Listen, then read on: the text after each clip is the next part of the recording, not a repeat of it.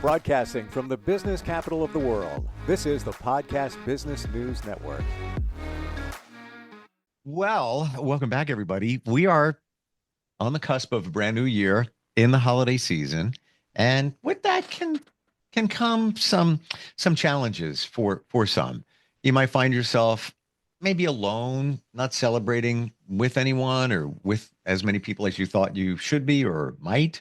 How do you navigate through that? How do you find the joy in any situation? We're going to talk with somebody who offers a lot on the spiritual side.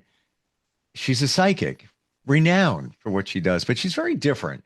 She's very different in that she's a spiritual healer along with being a psychic, and along with that, I love what she has devised here. Design Your Life Spiritual Studio. That's the name of her business, and she's psychic medium Judy. She's back with us. How are you? I'm great. How are you? Did you have a good Christmas? I did, and you know what? It was quiet, and that was okay. And bring on the quiet. I'm good with that. I really enjoyed the quiet. Yeah. I did do a little thing for the kids, and they all come over, and I had about 10 kids, and it was great. A few days later after Christmas, so they'd all had their gifts with their families. So it was nice. This was an interesting holiday season because it fell in the middle of the week. Actually, Christmas, Yes. Hanukkah, and New Year's falls in the middle of the week. And I found talking to a lot of people the day after was just like another day back to work.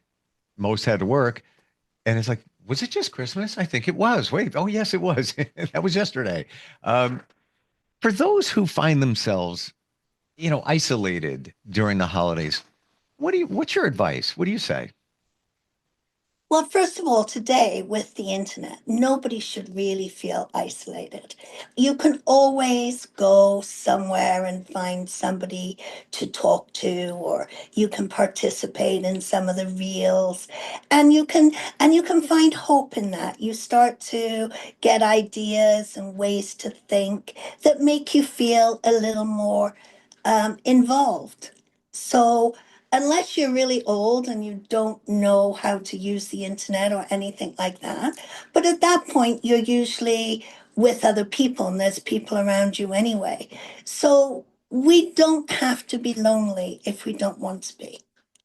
But it is a really big deal. People bury themselves away. They feel so sad. And they always think, well, they have a better life than me. They do more than I do. And they have this Merry Christmas thing in their head, like elf and everything else, and it's supposed to be magical. Well, magic starts within. Mm. We have to teach ourselves to have that magic, to be full of that joy.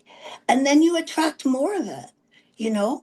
Like one of my quotes is after a session with me, your life will be a better place to be. Let's talk about that.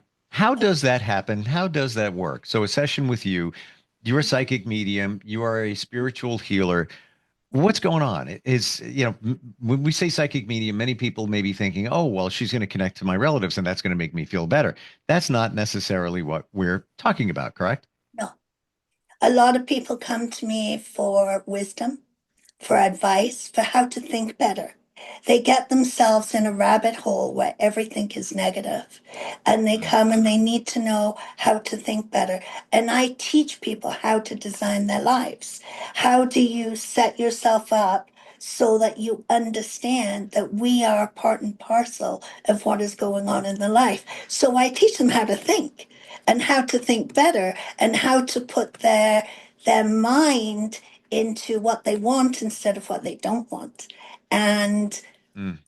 I go through a whole process with it. I might do it with you at our next session, but I Sure. go through a design your life process and I give them a 30-day program that they work on.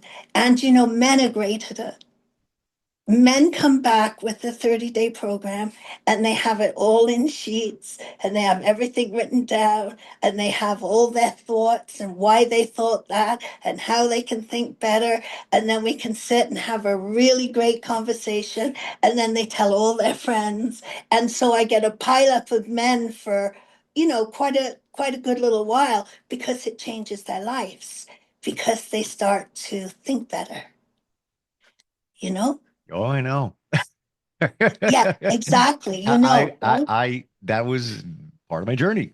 And then when I started looking at things differently, um, the world changes, and not overnight. It's a shift, and we're all in a work in progress. It's not all right, everything's great now. It's better, and then it just keeps getting better as you realize certain things. Um, but you have to spiritually open your eyes to those things. And your heart, Yeah. your soul, you have to open yourself up to all the love that surrounds us and feel it and just become part of it. And the reason for the 30-day that I give them a 30-day program is because it keeps you on track. And things become a habit. And it takes, they say, 21 days to form a habit. Well, I cover my butt and I go, it's 30 days Mm. because we've been trained from the day we were born to know that pain gets you attention. So if you're programmed that pain gets you attention Mm. and you're feeling lonely, you're going to eventually get some kind of trauma to get people to pay attention to you, or you're going to end up in hospital, or you're going to have a car accident. Something's going to happen so that you can get that attention. But unfortunately, because our programming from the day we're born is pain equals attention, that's where our modality takes us. Wow. Never thought of it in that regard. Now, many like to play the victim, and for many of the same reasons, but I never thought of it that pain equals attention. And think of it, from the moment a baby is a baby, what's the baby doing? Crying with good reason, hungry, tired, cranky, colicky. But Correct? right? Thank you. What does baby learn? Pain equals attention. And think about it, it continues on. You're a 2-year old and your Yes. mom's on the phone and she's having a cigarette or whatever she's doing, and you fall over, and all of a sudden she comes and pays attention, right? You're sick, mommy lets you sleep in her bed. And what happens? You get all this extra attention. So we are, and let's face it, our soul is like a computer. We are exactly like a computer, how this memory creates. So when you Mm, get into difficulty, our go-to is, right? I yeah. got to have something happen. And the 2-year old or 3 or 4-year old will invent something Of course, just to get attention. just to get attention. Any Mm, attention is good, even if it's bad attention. You'll see kids do something really naughty to get their mother's attention. It's mm. just the way it is. So if you stop and you think about that, and that's the way we're programmed, we need to change that so that we can now start to realize we can get attention for good things too. Although it is harder. Would It you is say, harder. yeah, and before we leave the negative side, would you say that when we're creating our reality to make it negative, we're intentionally almost making it happen, We're unconsciously making it happen. right? It's an unconscious recollection. It's like I think I told you, we all have our 5 angels, and they're trained to look after us. But they kind of the same as us. It's bad things get attention, right? So even they will give us stuff to get attention, right? And that's just the way it's working. So does it take 30 days to change a lifetime of programming? Yes. Can you keep up with it? Yes. Can you do it? Absolutely. And we have to remember our soul is like our Windows operating system. right? So it's just acting like we put the brakes on our car. We do these things and we don't think about it. It's like the Windows operating system, it does things automatically. So there is a way to think better. There is a way to change things. There are miracles that occur. Mm. I believe that it even goes right down to what you say to yourself and what you say to others, like small things. But, for example, things that can be internalized negatively in your subconscious. Like I've gotten out of the habit of saying, um, I wish I did this sooner. Well, or it could be worse. Could be worse. You're telling your subconscious be worse. Yep. You're saying to yourself, and Mhm, your subconscious is like mhm. that computer program from back in the day. It's That's not very right. smart. It just wants to make you happy. That program is your subconscious. It doesn't know the difference. So could be worse. And here it's hearing be worse. I'm gonna make him happy. I'm gonna be worse. So I'm going to give you a clue. I don't have Okay. a clue. Okay. So I'm going to give you a clue and I'm going to give your listeners a clue. I want you to think about your soul. This program inside of you. It has a job. It's programmed. When it's there, it really is supposed to do a job. Number one is to make sure you survive. How does it know you're surviving? You have emotions. You're vibrating. It doesn't know if the vibration is good or bad, but it does know you're alive. Hmm. Okay, makes sense? Mm-hmm. The second job is to make sure you have those emotions. So if you're going along and life is just cool and you haven't really felt good or bad, you just calm, all of a sudden something will happen. And what is it we say? It always happens in threes because you need that wake up, right? Hmm. The next job of your soul is to make you right about your beliefs. Why do you think we fight with other religions? Why do you think it's so important to us that we're right? You know, my daughter says to me, what makes me happy to be right? you know, let's be honest. Our soul wants us to be right. So if you have a belief that all men are like parking spaces, the good ones are taken, the others are handicapped, guess what? You're going to meet a lot of handicapped men. It's going to take you a long time. What if you want a good relationship? The first thing you have to do is believe that good men exist or good women exist, right? So we have to start with our belief system. Our belief system is very, very important. And where do we look for our beliefs? We look in the past.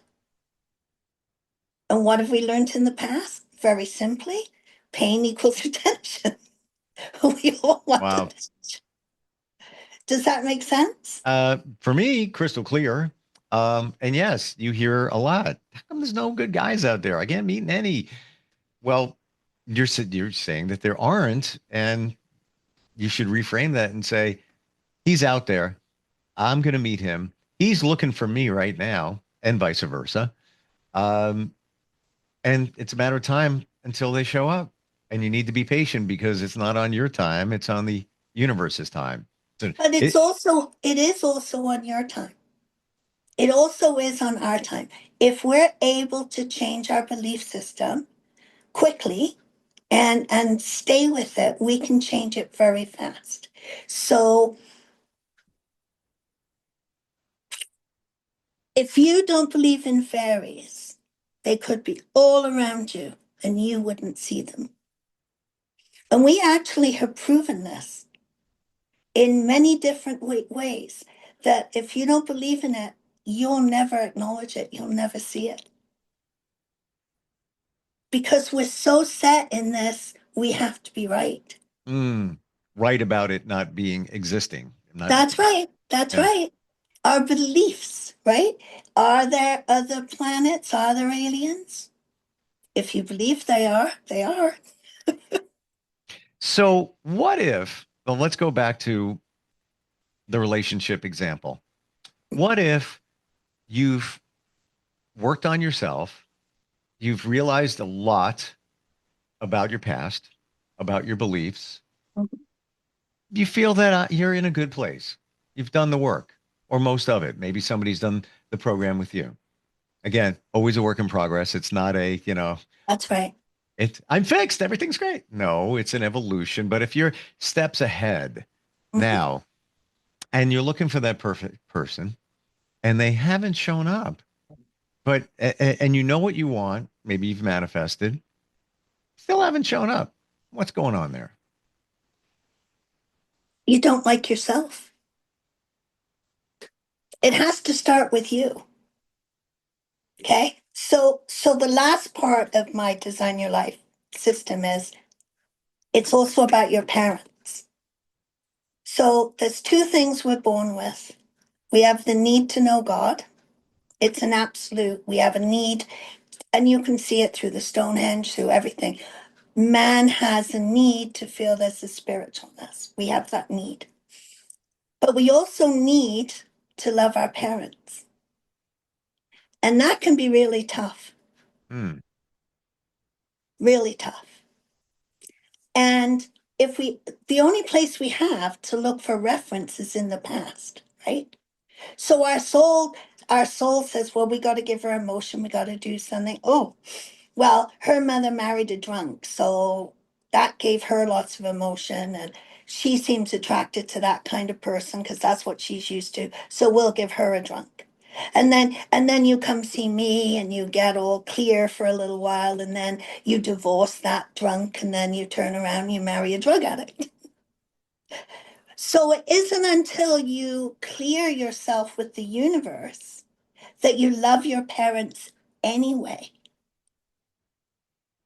that you let go of having to repeat the mistakes that your parents made. And I ask Hmm. all of your listeners, all of your people out there to look at how much they're repeating the mistakes their parents made. Are you trying to prove your parents wrong, or are you trying to prove them right? And what you didn't receive from your parents, many times you're looking for somebody else to give it to you, Yes. validation, love, whatever it might be. Mhm. Yeah. Uh, I want to share something with you because it came up today, and I believe it's the reason. So, um, I went on a retreat, um, end of February. I joined a men's group, signed up for this retreat, way out of my wheelhouse. Never done anything like this. What the heck am I doing? Like sight unseen, I'm going on this retreat. It just happened to be scheduled right when I joined this group. I know what I was getting myself into. 3 day retreat, all day long. And there's a reason I'm bringing this up. I didn't have the greatest relationship with my father. Parents got divorced when I was very, very, very young. And and it was all men at this, like 300 from around the country and world. And one of this day two, one of the exercises was whether you love your father or not, or like, or whatever it might be, you need to thank him for what he showed you. Find the good. There's good there. Find it. So I did. I made amends and I felt good about it. Then it hit me like a sledgehammer. It was like epiphany. The last day of the retreat, which was the following day, that would have been his birthday. Amazing, eh? It's almost as if he's like, "You're going. I'm getting you to this event here." Um, Isn't that great? that was like all right. There's closure on that door, and now on to other things that we need to take care of. We and everybody else. Um, but yeah, but 2 points here. What you just said, forgive, embrace, whatever it might be, but see the signs. Because if I didn't think deeper, because I don't remember his birthday, I was like, yeah, decades ago, many, wouldn't have remembered. I needed to know it. And that's why it showed up in my mind. And I didn't realize it until the last day. I'm like, oh, wait a minute. So being open to it, being open to seeing things around you. It is super important. And think about it, everything we learn, up until the age of 5 is influenced nearly 100% by our parents. Good or bad? And good or bad, right or wrong, it's 100% your parents. Then, on top of that, they say that you are formed, all your beliefs are formed by the age of 7. Mm-hmm. So, and then you wonder why at 12 years old, these girls especially, because that's when they get their, menstrual thing going on and all that, and they don't like their parents or they don't like their mother. Why? Because they think about some of the things their mother told them and they find out it's not true. Mm-hmm. And then they start to question everything, and then they start to doubt themselves. And then they go through this huge, massive change. But usually by the time they're 20, they kind of go, well, they weren't so wrong after all. Hmm. We're just about out of time. I want to change things up for just a moment. Okay, Brand new year about to start. lovely. What's your word for the year? So, what's the word that's going to pilot you? We could all have New Year's resolutions, good luck to you with that. But a word that you're going to post everywhere that's going to say, that's going to be your pilot for the year 2025. And it might be easier to come up with that word thinking of what your word would have been for 2024. Hope For 24? for 25. For Hope. 25? Because we are in a very precarious worldwide situation right now. And I want everybody to hope. We're now into the age of Aquarius. The age of Aquarius is healing and joyful and human. It's about humanness. And I think people are freaked out what's going on in the States. People are freaked out what's going on in Syria, etc. Mm-hmm. Sometimes we have to clear things up before we can start something new. And this new world is coming in. The world is changing. We are going to get to a place where what I'm teaching, what other people are teaching, what we're doing, it's I would love to be here 300 years from now. And So I'm really looking forward to what my grandchildren are going to do. And my word for 2025, don't criticize, hope. love it. Um, Final question in 5 words or less. Do you feel that people are finally, maybe slightly waking up to a little spiritual feel of things with the fifth dimension coming our way? Yes, I really do. Actually, the day it changed, my phone was ringing off the hook. What do you mean it changed? It changed. Pluto left, and we're in the age of Aquarius, 100%. When was We that? When was that? uh, it was in October. I don't actually remember the date, but it was in October. So it's just happened, Hmm. and Hmm. it's beautiful.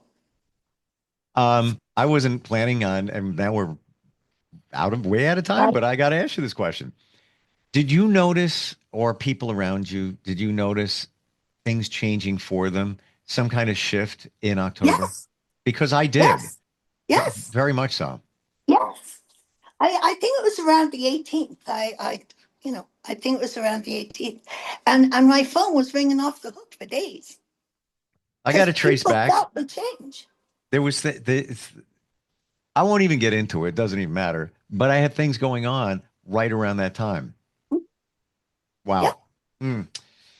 I Love wasn't aware is of that. love is in the air. Mhm. Oh, fabulous talking with you.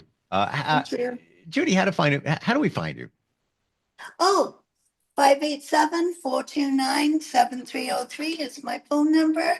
And dylstudio.ca is my website. And I'm easy to get hold of. Until you press a button for that elevator, because usually the signal Yes. goes out. So happy New Year. Here's hoping for a wonderful future. Okay. And we'll talk soon, okay? Are you looking for even more of the podcasts and hosts that you love? The Podcast Business News Network is proud to announce that you now have even more ways to listen live. Check out the MyTuner Radio, online radio box, and Simple Radio apps on iOS and Android, or find us online. Search for Business News Network on mytuner-radio.com, or search Podcast Business News Network on streama.com and onlineradiobox.com/US. Take your podcast on the go and don't miss a minute of the action.